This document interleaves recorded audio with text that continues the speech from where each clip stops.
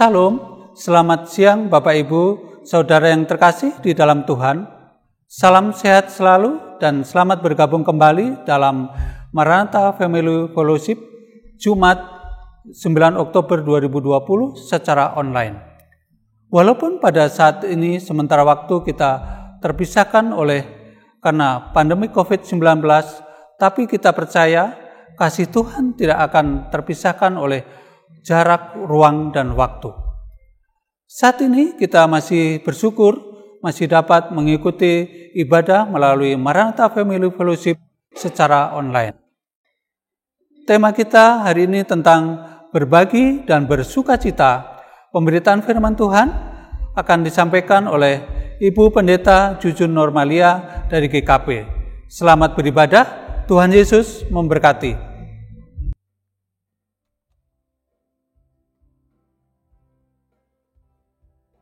Bapak, Ibu, Saudara dimanapun saat ini berada, mari kita mengambil saat teduh untuk memulai ibadah kita di dalam doa. Mari kita satu di dalam doa. Tuhan Yesus, terima kasih untuk kasih setiamu, penyertaan-Mu bagi setiap kami pribadi lepas pribadi.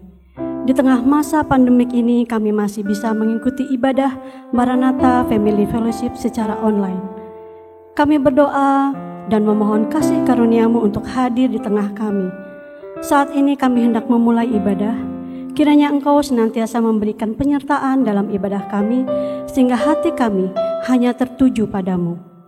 Bahwa kami mengerti firman-Mu, dan biarkan hati kami terbuka menerima segala perintah-Mu, sehingga kami tidak hanya sebagai pendengar, namun kami pun mampu mengimplementasikannya dalam seluruh aspek kehidupan kami. Terima kasih Tuhan, di dalam nama Tuhan Yesus Juru Selamat kami yang hidup, kami berdoa dan mengucap syukur. Amin. Bapak Ibu yang terkasih di dalam Tuhan, seperti tema kita pada saat ini, berbagi dan bersukacita. Karena itu mari bersama-sama mengawali ibadah kita dengan mengangkat pujian dari pelengkap Kidung Jemaat nomor 14.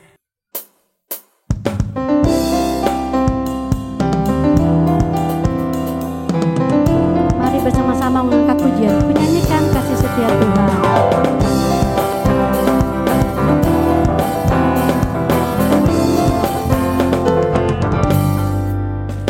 Menyanyikan kasih setia Tuhan selamanya, selamanya. Menyanyikan kasih setia Tuhan selamanya, menyanyikan selamanya. Tuturkan padamu kasih setiamu Tuhan, tuturkan padamu kasih setiamu Tuhan, menyanyikan kasih setia Tuhan selamanya, selamanya, menyanyikan kasih setia Tuhan.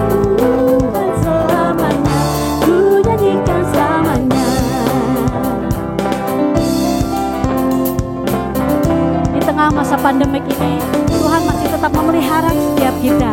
Karena itu mari kita tetap mengecap betapa Tuhan itu baik, betapa Tuhan itu luar biasa. Kecaplah, lihatlah. Kecaplah dan lihatlah betapa baiknya Tuhan itu. Rasakan dan nikmati setia Tuhan, syukur bagimu Tuhan, segala hormat bagimu Tuhan, Allah yang mengasihiku, Allah yang memeliharaku, syukur bagimu Tuhan, segala hormat bagimu Tuhan, Allah yang mengasihiku.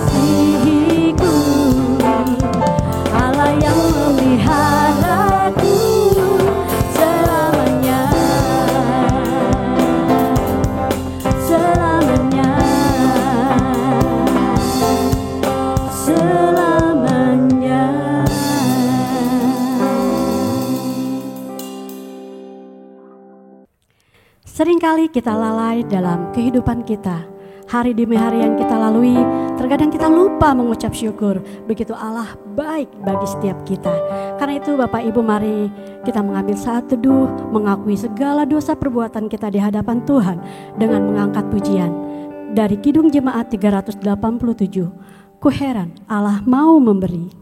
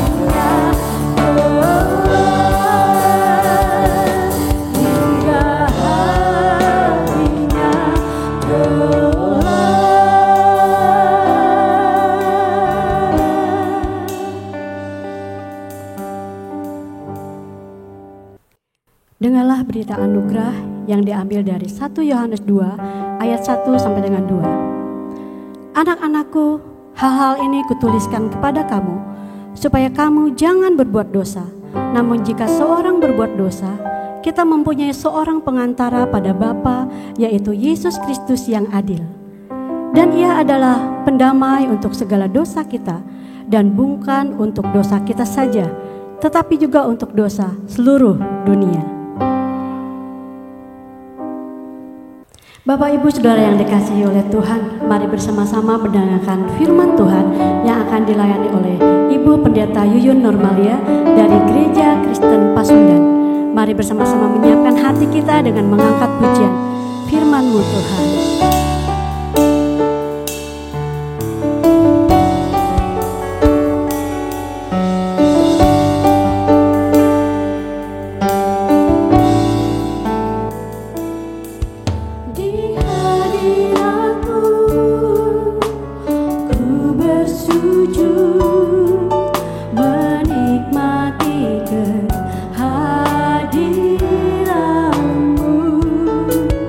Ku buka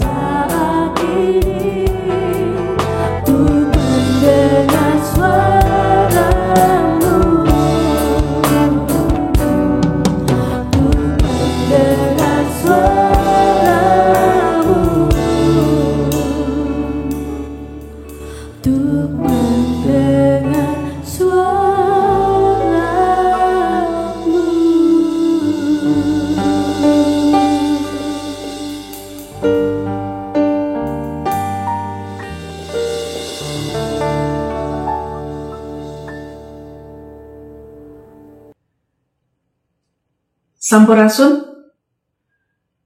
Selamat siang, Bapak Ibu Saudara-saudari yang dikasih Tuhan. Kita hendak merenungkan firman Tuhan sebagaimana tertulis di dalam kitab 2 Korintus pasal 9 ayat 1 sampai 8. Namun sebelum kita membacanya, mari kita berdoa. Bapa di dalam surga, kami bersyukur karena diberi kesempatan oleh Tuhan untuk kami dapat bersekutu bersama walaupun secara virtual. Kami dapat tetap menikmati persekutuan dengan Tuhan, juga dengan saudara-saudari seiman.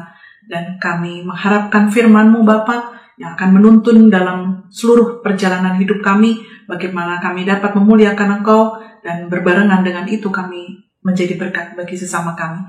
Karena itu, ya Roh Kudus, bimbinglah kami, supaya kami dapat memahami firman Tuhan dengan benar, dengan baik pula, sehingga apa yang kami dengar itulah yang kami pahami, kami mengerti, dan kami dihidupkan di dalamnya. Inilah kami yang berserah kepadamu Bapa, kami mohon berfirman dalam Kristus Yesus. Amin. 2 Korintus pasal 9 ayat 1 sampai 8 firman Tuhan berbunyi demikian. Tentang pelayanan kepada orang-orang kudus tidak perlu lagi aku menuliskannya kepada kamu. Aku telah tahu kerelaan hatimu tentang mana aku megahkan kamu kepada orang-orang Makedonia. Kataku, Ahaya sudah siap sedia sejak tahun yang lampau, dan kegiatanmu telah menjadi perangsang bagi banyak orang. Aku mengutus saudara-saudara itu agar kemegahan kami dalam hal ini atas kamu jangan ternyata menjadi sia-sia, tetapi supaya kamu benar-benar siap sedia seperti yang telah kukatakan, supaya apabila orang-orang Makedonia datang bersama-sama dengan aku, jangan mereka mendapati kamu belum siap sedia, sehingga kami, untuk tidak mengatakan kamu, merasa malu atas keyakinan kami itu. Sebab itu aku merasa perlu mendorong saudara-saudara itu untuk berangkat mendahului aku, supaya mereka lebih dahulu mengurus pemberian yang telah kamu janjikan sebelumnya, agar nanti tersedia sebagai bukti kemurahan hati kamu, dan bukan sebagai pemberian yang dipaksakan. Camkanlah ini. Orang yang menabur sedikit akan menuai sedikit juga, dan orang yang menabur banyak akan menuai banyak juga. Hendaklah masing-masing memberikan menurut kerelaan hatinya, jangan dengan sedih hati atau karena paksaan, sebab Allah mengasihi orang yang memberi dengan sukacita. Dan Allah sanggup melimpahkan segala kasih karunia kepada kamu, supaya kamu senantiasa berkecukupan di dalam segala sesuatu, dan malah berkelebihan di dalam pelbagai kebajikan. Bapak, Ibu, Saudara-saudari yang dikasih Tuhan, demikian pembacaan Alkitab. Tentu yang berbahagia adalah setiap kita yang memelihara firman Tuhan di dalam kehidupan kita setiap hari. Terpujilah Tuhan. Bapak, Ibu, Saudara-saudari, apa yang ada di dalam pikiran Anda seandainya siang hari ini Anda menerima sodoran amplop coklat yang ternyata isinya proposal permohonan sumbangan? Anda diminta menjadi donatur. Kesal? Apaan sih? Kok ada proposal beginian lagi? Berasa jadi sapi perahan deh. Mungkin ada yang mikir begitu. Hitung-hitungan. Oke lah. Kalau saat ini saya bantu nyumbang, lain kali mereka deh nyumbang yang kita butuhin juga. Atau senang? Wih, kesempatan emas nih bisa berbagi. Mana yang kemungkinan besar ada di dalam benak saudara? Tentu ada banyak pertimbangan ya orang mau berbagi. Karena itu tema kita hari ini ya, berbagi dan bersukacita. Ada banyak pertimbangan orang mau berbagi. Orang kadang enggan ketika diminta berbagi karena cara berpikir yang matematis. Saya punya 2. Kalau dikurangi 1 untuk saya bagikan, tinggal 1 dong. Wah, mana cukup buat saya. Atau berpikir untung rugi, hitung-hitungan. Kalau sekiranya tidak mendapat balasan, ya tidak usah berbagi, begitu. Minimal orang yang dibagi itu tahu terima kasih deh. Lebih bagus lagi kalau dia bisa memuji kita yang sudah bersedia berbagi. Paling bagus kalau pas kita butuh, gantian dia yang berbagi sama kita. Pokoknya asal hitungannya untung, baru mau berbagi. Ada juga yang malah kesal, malah marah ketika diminta berbagi. Karena merasa, loh, kok saya yang susah payah kerja, orang lain kok enak aja minta-minta. Lalu, padahal itu jadi payah saya, jadi lelah saya. Atau mungkin mikirnya gini, saya aja gak pernah nyusahin orang. Kok saya disusahin mulu sih, disuruh berbagi? Begitu. Itu mah Mas Bulo, masalah buat lo, gue gak mau pusing. Makanya marah ketika diminta untuk berbagi.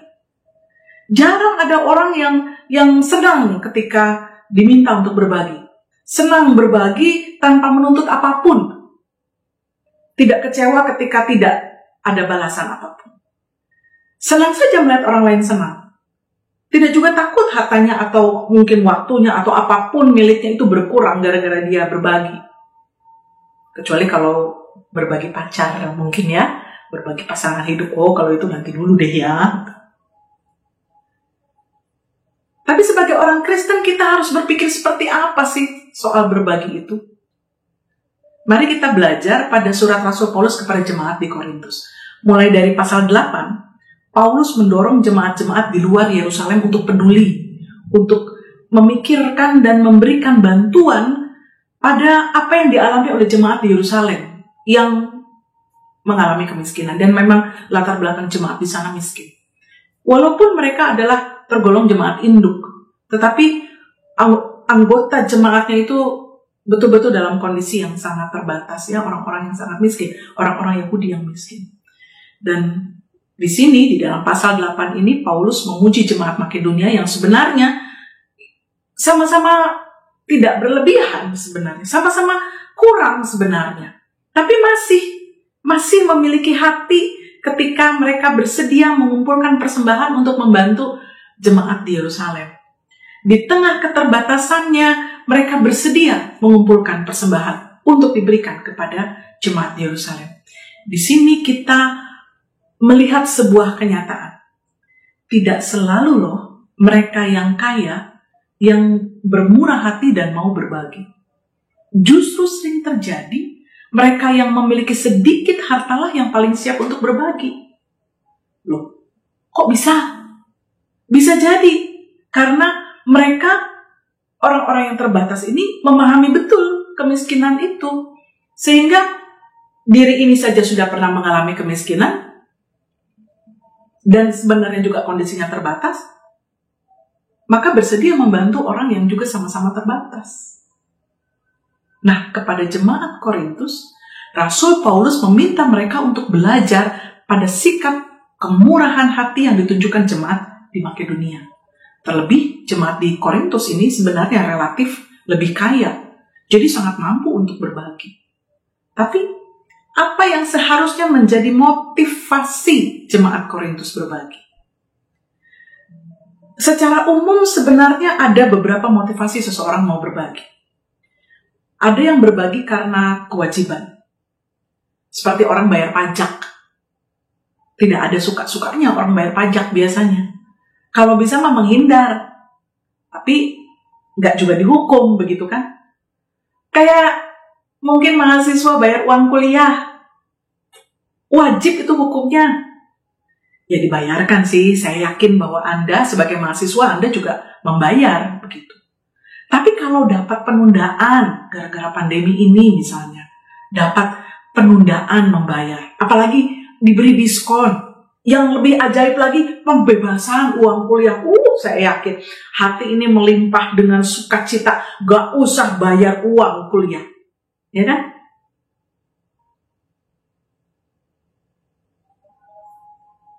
Tapi ada juga orang yang bermotivasi mau berbagi itu karena semata-mata karena kepuasan pada diri sendiri. Tidak ada pikiran mau menyenangkan hati orang. Yang penting hati ini senang, batin ini puas. Ketika dia misalnya menolong seorang pengemis dengan sekeping uang logam atau bahkan segepok uang lembaran mungkin begitu ya. Tidak ada motivasi untuk menolongnya. Sebenarnya tidak peduli. Tapi ya senang aja. Senang aja. Senang aja bisa berbagi. Dan ada orang yang mengatakan orang yang melakukan pemberian seperti itu pada intinya sifatnya egois. Dia mementingkan diri sendiri. Orang ini sebenarnya sedang berbagi pada dirinya sendiri. Berbagi apa? Kepuasan dan kesenangan diri. Yang dikejar sepenuhnya adalah untuk dirinya sendiri. Tidak ada rasa kepedulian kepada orang yang dibaginya itu. Yang ketiga, berbagi karena reputasi. Motivasi dasarnya kesombongan, saudara. Berbagi untuk dipuji orang lain. Tidak heran kalau seandainya kita melihat ada orang yang berbagi sumbangan kepada misalnya warga korban banjir, lalu berharap ada wartawan yang meliput. Dan ketika ada, maka perhatiannya justru pada kamera, bukan kepada si penerima. Ini ya Bu, sumbangan saya, tapi lihatnya ke kamera. Orangnya ada di sebelah situ. Tidak ada kepedulian apa-apa. Dia berharap bahwa orang kemudian memandangnya sebagai orang yang hebat. Orang yang sudah bisa berbagi, orang yang punya kepedulian, orang yang akhlaknya tinggi, moralnya luhur. Dia berharap berpikir seperti itu. Atau bisa juga berbagi pada orang lain agar mendapat kredit dari Allah.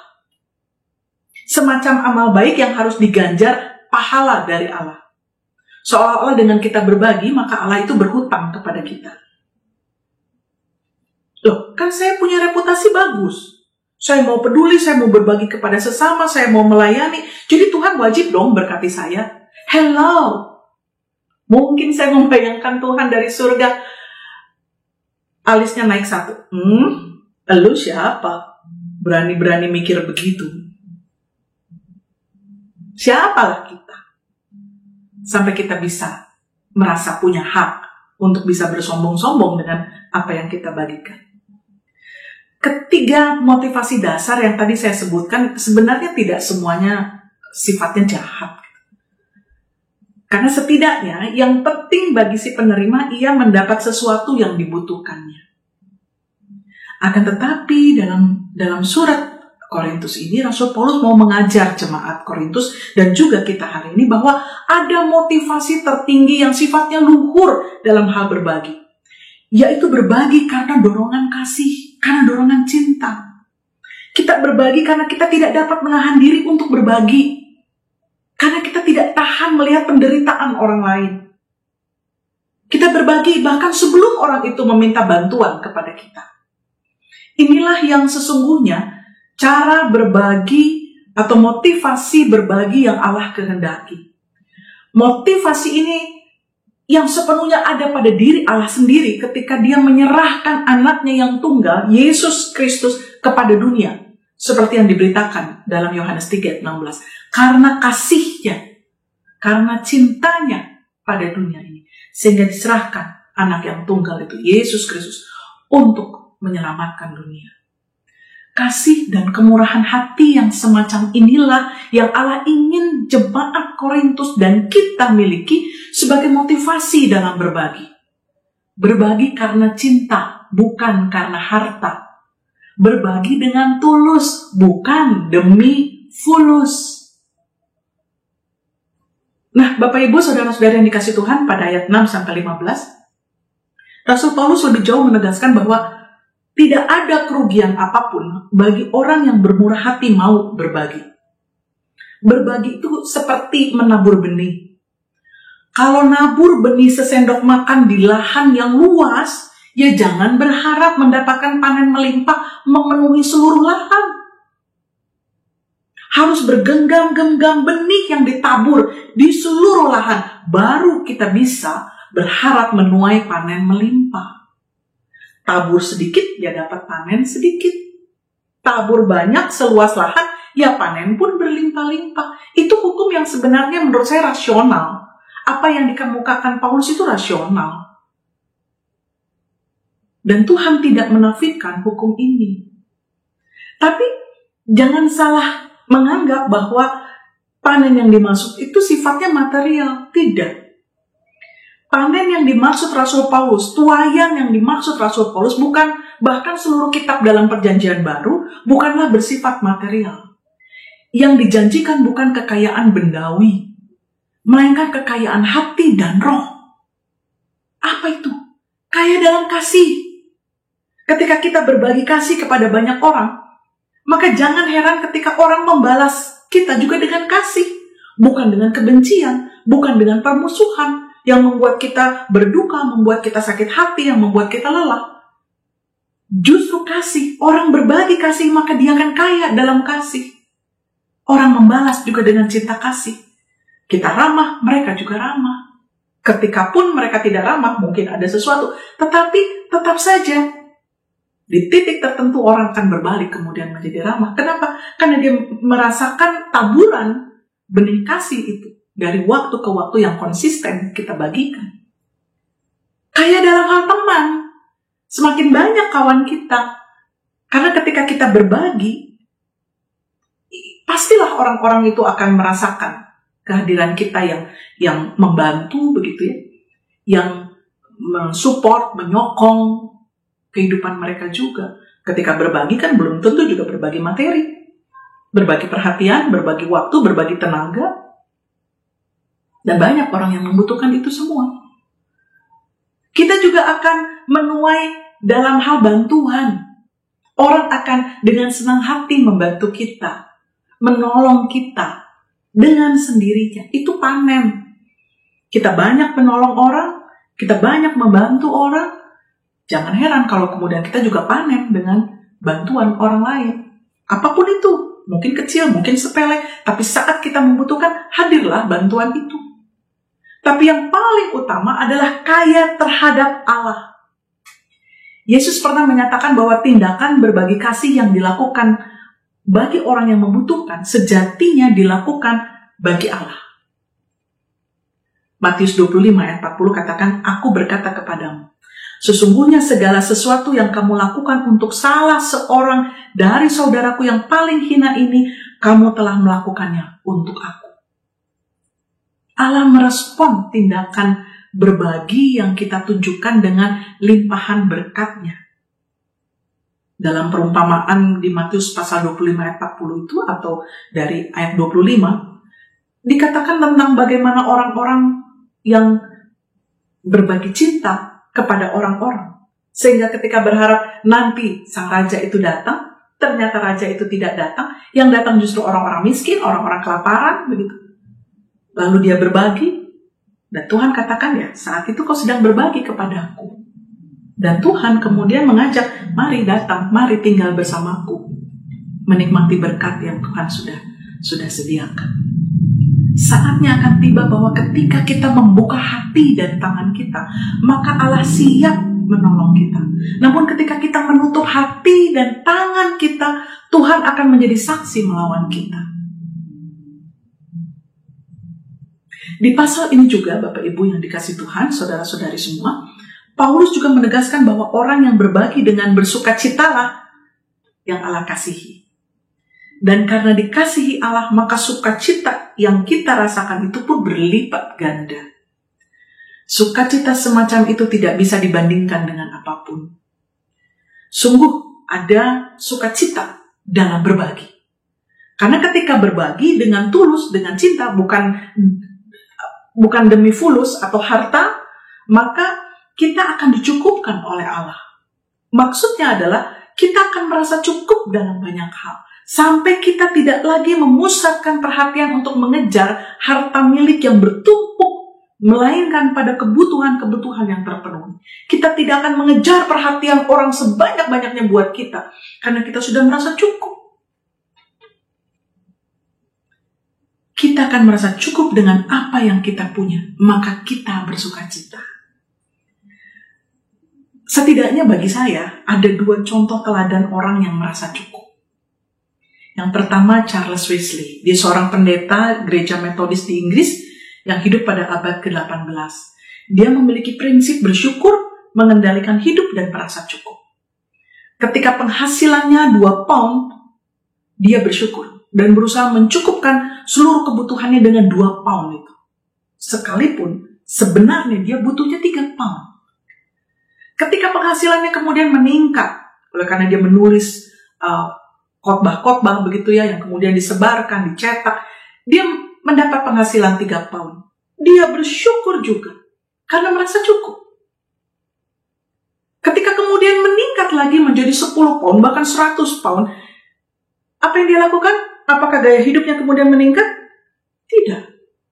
Dia hanya menggunakan penghasilan yang sebanyak 3 pound. Lalu yang 7 pound atau yang kemudian 90 atau sekian ratus pound lainnya dikemanakan? Dia serahkan ke gereja sebagai persembahan. Dia bagikan kepada orang yang membutuhkan atau kepada lembaga-lembaga sosial yang saat itu juga banyak. Disitulah letak sukacita Charles Wesley. Contoh kedua adalah seorang aktor bintang film Hollywood yang terkenal karena film trilogi The Matrix, saudara tahu? Atau sebagai seorang pembunuh bayaran, John Wick? Ya, pasti tahu. Keanu Reeves. Banyak media yang melaporkan tentang betapa sederhananya hidup orang yang sebenarnya sangat berlimpah kekayaan ini. Begitu terkenalnya dia, begitu laku film-film yang dia lakoni, begitu ya, yang dia bintangi. 35 tahun perjalanan karirnya itu, hartanya melimpah.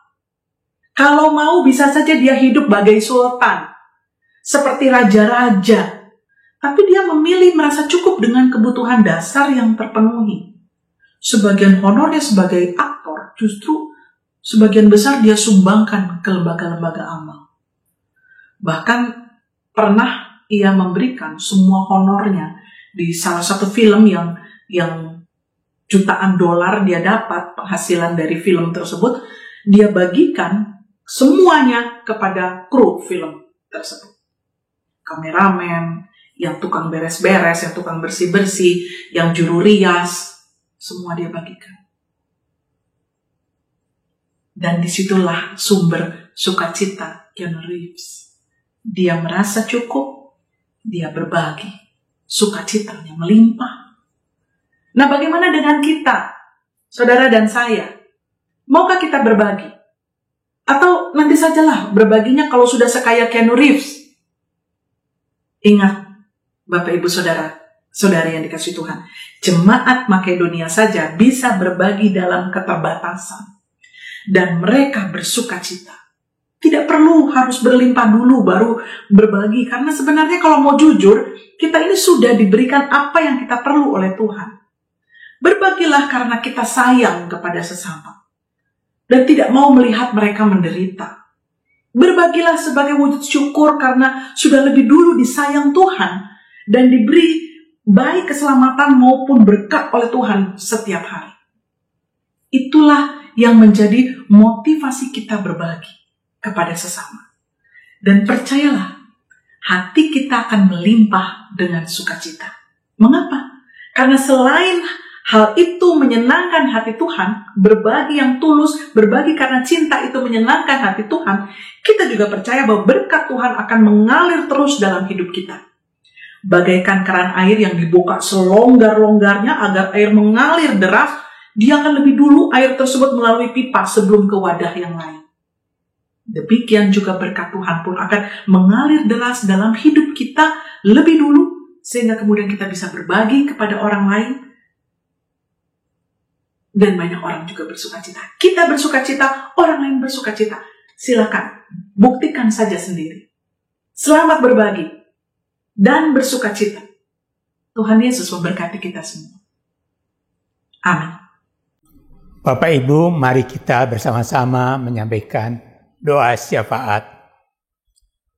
Ya Tuhan, kami mengucap syukur bahwa hari ini kami boleh kembali mendengarkan firman Tuhan. Kami boleh diajak lewat firman-Mu untuk berbagi dan bersukacita. Kami berdoa untuk Pendeta Yuyun yang sudah menyampaikan firman Tuhan. Tuhan juga berikan berkat dalam kehidupan dan pelayanannya, sehingga semakin dipakai oleh Tuhan dalam pekerjaan Tuhan. Tuhan, pada saat ini juga kami berdoa untuk pimpinan Perguruan Tinggi Kristen Maranatha di tingkat yayasan, Perguruan Tinggi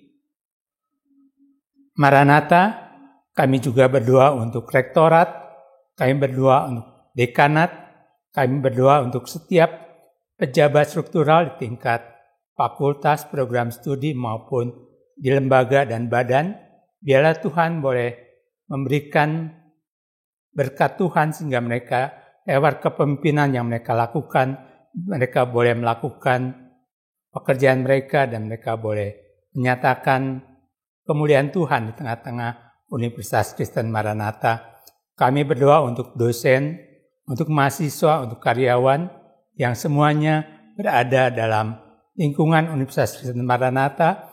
Tuhan boleh berkati sehingga lewat pekerjaan kami boleh menjadi berkat bagi sesama dan juga kami boleh berbagi berbagai hal, berbagi ilmu, berbagi kecerdasan sehingga anak-anak yang boleh kami didik boleh juga menjadi anak-anak yang pada saatnya akan menjadi anak-anak yang menjadi berkat bagi bangsa dan negara.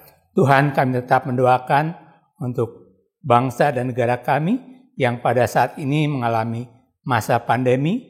Tuhan juga berkati setiap upaya yang sedang dilakukan sehingga pada saatnya kami boleh juga melihat kesembuhan dari saudara-saudara kami, rekan-rekan sebangsa kami, bahkan di berbagai belahan dunia yang mengalami sakit mereka pun boleh sembuhkan dan kami boleh mendapatkan juga vaksin untuk kami pada saatnya boleh mengalami pemulihan dari masa ini. Tuhan, kami mendoakan juga untuk rekan-rekan kami yang pada saat ini mengalami kelemahan dalam tubuh. Tuhan juga berkati obat-obat, berkati juga perawatan yang dilakukan sehingga mereka boleh mengalami kesembuhan. Kami berdoa untuk rekan-rekan kami yang pada saat ini boleh mengalami penyertaan Tuhan sehingga mereka boleh berulang tahun. Tuhan juga berkati mereka sehingga mereka juga boleh melihat bahwa dalam Tuhan harapan mereka tidak pernah akan tidak tercapai, tapi mereka boleh menggantungkan harapan mereka pada Tuhan. Tuhan, kami menyerahkan kehidupan kami, biarlah kehidupan kami yang berbagi dan bersukacita boleh kami nyatakan di tengah-tengah kehidupan yang semakin lama semakin melihat kami sebagai terang dan garam bagi kehidupan ini. Dalam nama Tuhan Yesus kami berdoa. Amin. Demikianlah Bapak Ibu Saudara yang dikasihi oleh Tuhan, kita sudah mendengarkan firman Tuhan yang sudah disampaikan oleh Ibu Pendeta Yuyun Normalia. Biarlah setiap firman Tuhan yang sudah kita dengar tadi boleh menjadi rema dalam seluruh kehidupan kita. Dan setiap kita boleh tetap berbagi dan bersukacita di masa-masa sulit karena pandemi COVID-19 ini. Mari kita menyambut firman Tuhan dengan mengangkat pujian yang diambil dari pelengkap Kidung Jemaat 216, Berlimpah Sukacita di Hatiku. Grace akan menyanyikannya untuk kita semua.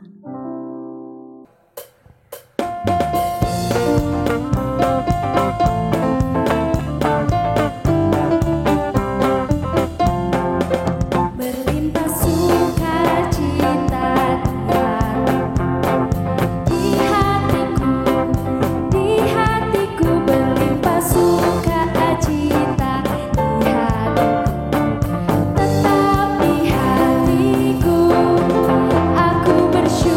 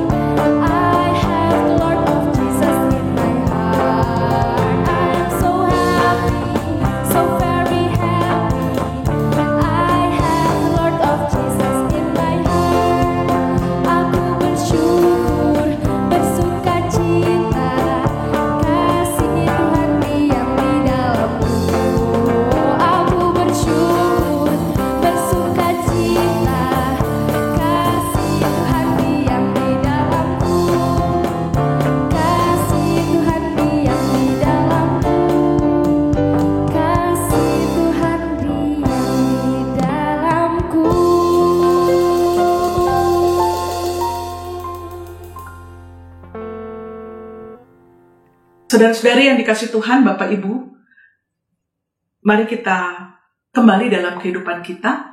Mari kita mengembangkan cinta yang Tuhan sudah berikan kepada kita menjadi modal sebagai motif kita berbagi kepada sesama. Ketika kita berbagi dengan sukacita, maka sukacita kita akan berlipat ganda. Karena Tuhan mengasihi kita. Karena Tuhan semakin lagi mengasihi kita, mencintai kita.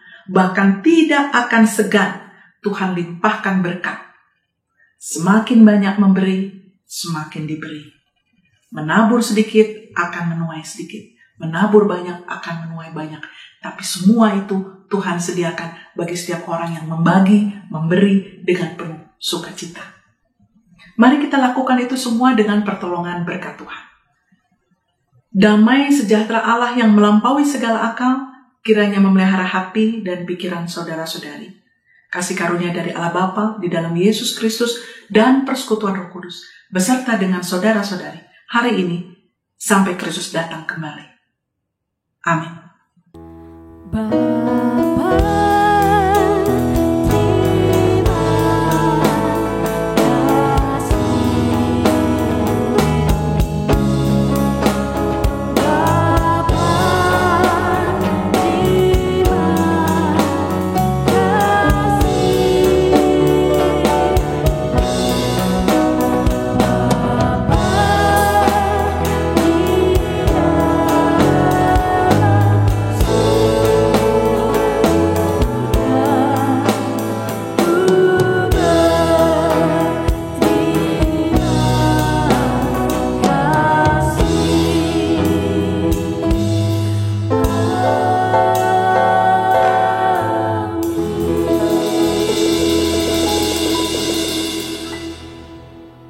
Demikian ibadah pada Jumat ini. Kami ingatkan jangan lupa untuk mengisi link lembar evaluasi. Bapak Ibu, kami mengundang kembali untuk hadir di Jumat akan datang dalam ibadah Maranatha Family Fellowship yang bertema kepemimpinan gembala. Firman Tuhan akan disampaikan oleh Bapak Pendeta Yohanes Bambang Mulyono MTH. Mari berkarya, tetap jaga kesehatan, tetap berbagi dan bersukacita. Tuhan Yesus memberkati. Salam integrity, care, excellence.